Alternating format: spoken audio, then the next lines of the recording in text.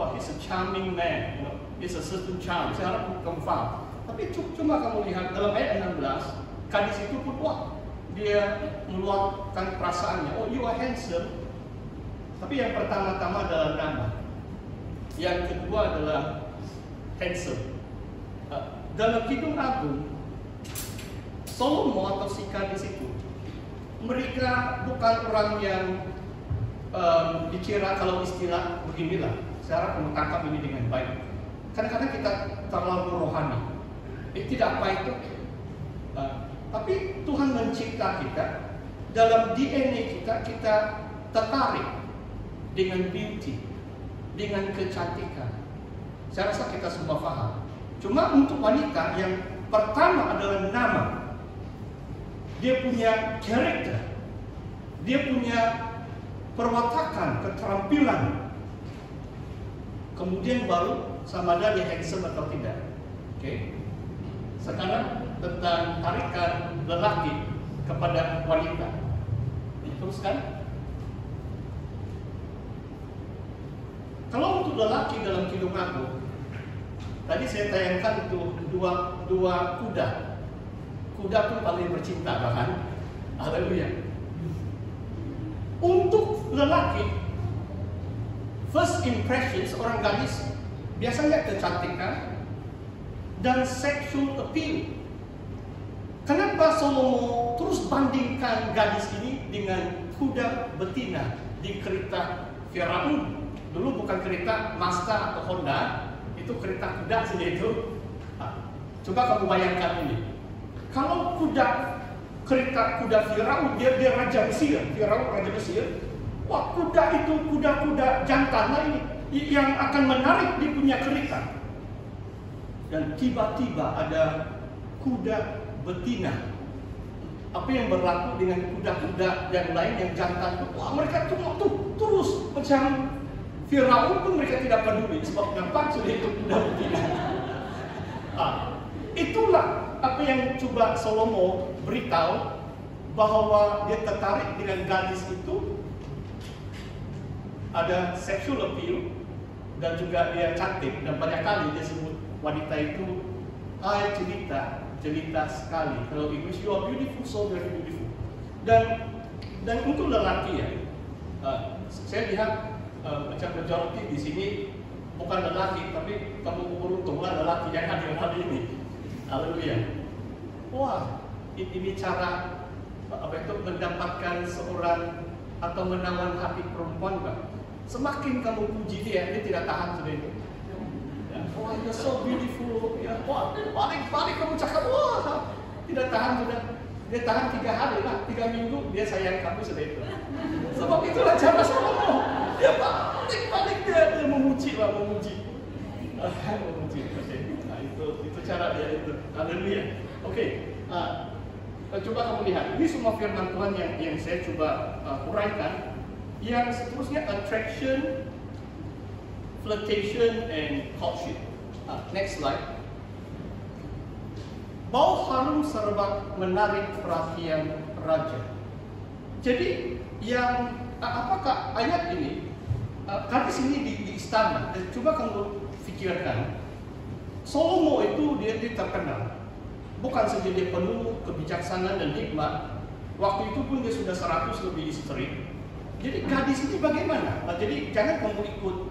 Inilah cerita kisah dulu 3000 tahun yang lalu. Nanti jangan kamu tinggalkan seminar ini sebelum selesai ya, supaya kamu tahu apa itu perkawinan suci. Sebab saya takut kalau kamu salah tafsir Kidung Agung, wah, lelaki 10 kali kawin bicara itu boleh, tidak boleh itu. Itu dalam perjanjian baru cukup jelas. Jadi saya mau terlebih dahulu supaya kamu paham. Ini cerita 3000 tahun yang lalu, tapi apa yang masih relevan adalah seperti ini. Tarikan wanita itu macam dia katakan, bau. Aku ini sudah menarik perhatian si Raja Salomo. Dan bagi saya dalam tafsiran saya dalam ayat ini adalah, saudara tahu ini apa itu? Body language. Tadi saya katakan kalau lelaki mau macam mendapatkan itu wanita, dia puji dia lah, puji kan. Tapi untuk wanita mendapatkan lelaki kadang-kadang kita perlu mau satu. Kita tidak boleh terlalu terus terang kan. Kalau biasanya perempuan itu segan sedikit. Tapi dalam kisah ini banyak kali perempuan itu agak agresif juga tahu. Kamu tahu kan agresif, oke? Tapi permulaan dia adalah macam dia ada gaya tersendiri sehingga perhatian raja itu tertarik dengan si gadis ini. Mungkin saya harap wanita kamu paham. Memang dalam konteks Kristen, kalau kamu rasa kamu sudah dapat jodoh, dia harus seiman. Jangan kamu jadi player dengan orang yang bukan seiman. Nanti jatuh cinta masalah itu, sebab susah memutus cinta.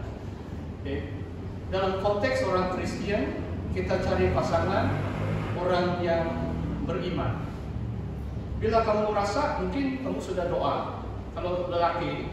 Jadi ada satu peranan di mana di sini mengatakan tentang body language, termasuk bau. Kalau sebagai perempuan 3 hari pun kamu tidak mandi, susahlah cari pasangan, kan? Kita makan ini. Bukan kamu mau taruh itu minyak wangi, tidak juga begitu. Tapi ada gaya tersendiri untuk menarik perhatian si lelaki ini. Dan kemudian dalam firman Tuhan di sini yang mengambil inisiatif macam si wanita. Dia tanya si raja, di mana engkau gembalakan kawanan dombamu? Jadi mungkin di istana susah, dia mau ada masa bersemuka dengan Raja Salomo. Jadi dia bertanya. Dan bagi orang yang percaya, biasanya kalau kita bicara tentang courtship atau dating, bermula secara kumpulan. Sebab dalam hilang sudah. Dalam ayat yang ke-7 atau ke-8, oke, mungkin coba kamu kasih tunjuk next slide. Sebelum itu, ya, ada satu ayat di mana Raja Salomo mengajak si gadis itu bersama kumpulan gembala-gembala. Bagi saya, kalau kamu mau mengenali seorang lelaki atau seorang gadis, permulaannya adalah jangan kamu terus berdua-duaan. Kamu harus mengenali bakal pasanganmu di dalam konteks perkumpulan, friendship, seperti macam acara aktiviti PMM. Kan? Kamu ramai-ramai 20 orang pergi aktiviti, tapi mungkin kamu sudah memandang dengan satu orang, tapi kamu jangan kasih tahu dulu, dalam aktiviti kumpulan, supaya kamu perhatikan sama ada betul kayak ini orang mulai sudah hati kamu mau suka dengan orang itu. Tapi dalam kumpulan jangan terlalu terus private atau berdua-duaan, sebab itulah caranya dalam Kidung Agung. Raja itu menjemput si gadis ini, kamu sama-sama gembala, sebab raja itu juga akan memimpin kawanan domba. Sebab di Israel, Raja Israel disebut sebagai gembala umat Israel, the shepherd of Israel. Sebenarnya Tuhan Allah yang gembala, tapi dia memilih raja itu sebagai ketua gembala lah untuk menggembalakan umatnya. Alright, saya teruskan. Dan dalam menggembalakannya, mana slide yang dating mungkin tersilap. Coba next slide dulu. Oke, tidak, mungkin balik dulu. Sorry. Tadi saya sudah sebut dalam Kidung Agung juga, dan saya banyak bahas dalam buku saya. Kalau soal percintaan itu adalah penting pasangan yang mau bercinta itu mereka tahu bagaimana mengambil inisiatif. Tadi wanita itu sudah mengambil inisiatif. Dia yang pertama-tama tanya, di mana? Dia kasih hint sudah. Dia mau jumpa. Tapi dalam kumpulan dulu, dalam Kidung Agung banyak kali. Itulah firman Tuhan di sini. come away, rise up. Tapi dari lelaki, hanya satu kali saja wanita mengajak lelaki itu untuk come away. Jadi maksudnya, lebih baik lelaki yang mengajak kamu. Maksudnya untuk wanita itu, mungkin kamu sangat suka dengan itu lelaki, tapi jangan terlalu kamu agresif. Kamu paham maksud saya? Ya. Baik lelaki yang memberi undangan itu, supaya dia yang sebut come away, macam dia mau bawa kekasih dia untuk bercinta lah itu. Masih boleh ikut? Masih boleh ikut, ini tajuk tentang love and romance, berdasarkan Kidung Agung. Yang seterusnya, nanti saya bagi kamu masa untuk bertanya. Yang seterusnya, slide yang seterusnya. Bagaimana? Seterusnya? Ya. Oh, ini pula tadi saya coba cari ya.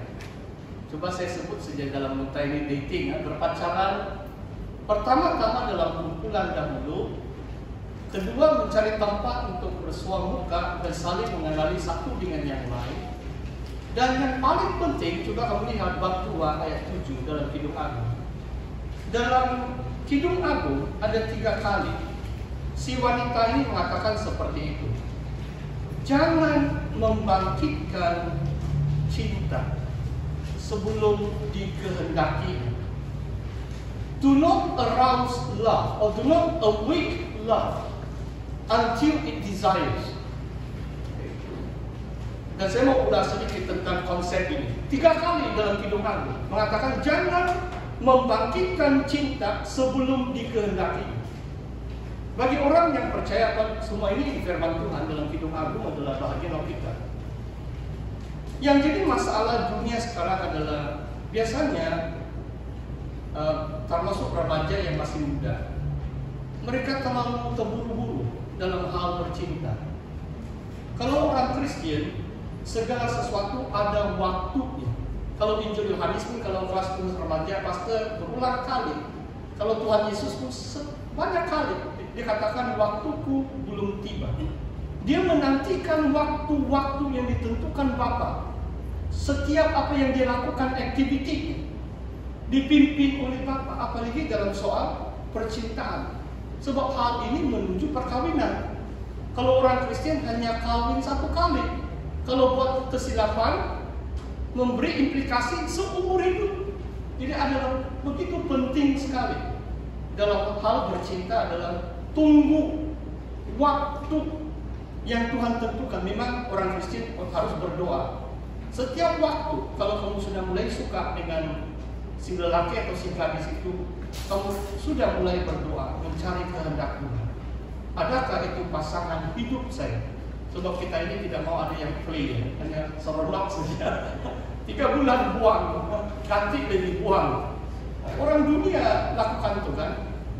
Kalimat dalam bahasa Inggris sampai one night stand, maksudnya mereka jalinkan hubungan intim waktu malam, besok tidak tahu nama dia sudah jalan. Itu hawa nafsu, kedagingan, tidak ada apa-apa tentang cinta kalau dalam konsep rohani lah. Sebab 3 kali diulangi. Jadi saya harap kamu paham prinsip ini supaya tunggu waktu yang sesuai. Tunggu waktu yang sesuai. Kadang-kadang mungkin ambil bertahun-tahun sebelum cinta itu terjalin dan keputusan untuk berkawin itu kemudian hari. Jangan merasa, jangan merasa. Nanti sesi yang kedua, diantaranya kalau lelaki, kalau kamu bercinta mau kawin itu, yang terpenting tanggung jawab untuk menyara keluarga. Memang wanita pun sekarang kerja kan. Jadi soal keuangan, tapi itu nanti sesi yang kedua lah. Okay? Romance and love bukan hanya feeling kan. So kita hidup di dunia, jadi penting sekali kita tahu waktunya. Oke, kita teruskan. Next slide supaya tidak lari dari tema ini. Persekitaran dan environment. Yang sangat menarik, mungkin pasangan kekasih dalam Kidung Agung, mereka bercinta atau berpacaran di berbagai tempat. di istana, di tengah-tengah ini kawanan domba. Kenapa saya sebut perigi? Sebab dalam kitab hukum Taurat, Musa, Yakub, Ishak dan Ishak pun hamba kepada ayahnya Abraham yang mengambil seorang calon